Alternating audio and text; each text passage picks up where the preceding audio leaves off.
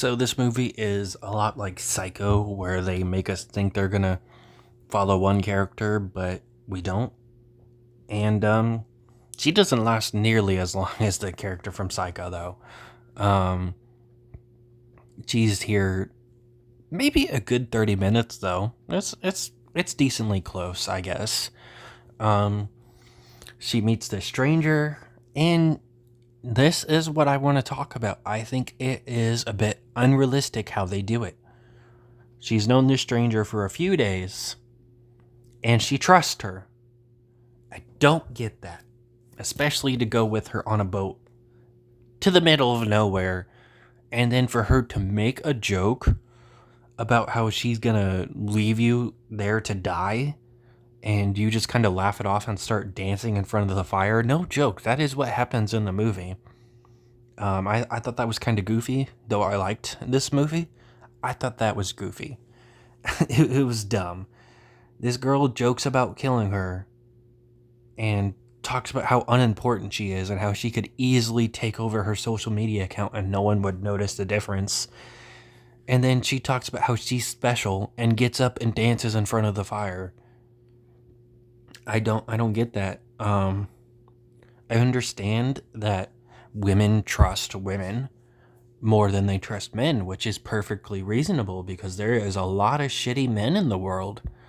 And it would make a lot more sense if they were already friends. There is no reason for her to trust a girl she's known for a few days, especially to go out in the middle of nowhere. But apparently she does, which, she leaves her stranded. She survives for at least a month because the movie says 3 weeks later, and the movie takes place over at least a few days after that part. So she's been there at least a month and survived. Good on her. If not a little bit unrealistic. Then we follow this new girl, Jessica, that she wants to fuck with, go kill her because she's a shitty person, and it ends up turning wrong because her dickhead boyfriend comes into play. I don't think her boyfriend is a very good person. There are some good things to him, but there is more bad than good.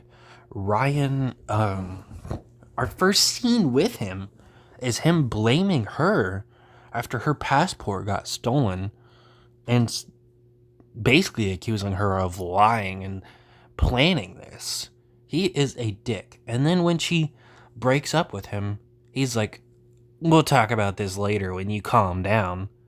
And then even when CW Bake breaks up with him again on a phone call, he won't take it unless it's in person. He is a controlling douchebag. But in his own way, he does care about his girlfriend a little bit, because he sees the red flags. He knows that this girl is doing something she shouldn't be doing. He looks through the post and figures out the lies and the Photoshop and all that. I don't think Ryan's a good person at all. I don't exactly feel bad for him that he died. I do feel bad that he was labeled a predator and that he was hitting her, but the dude was a douchebag. I'm kind of glad he died. He was not a good person. But anyways, she thinks she's getting away with it, but big plot twist. I thought it was pretty obvious. Madison is actually still alive. She hits her with the shovel like twice and then just leaves. It's kind of an anticlimactic ending, but I'm glad that CW got basically what she did to who knows how many victims. She had to deal with something that she put so many people through. I think it's poetic justice.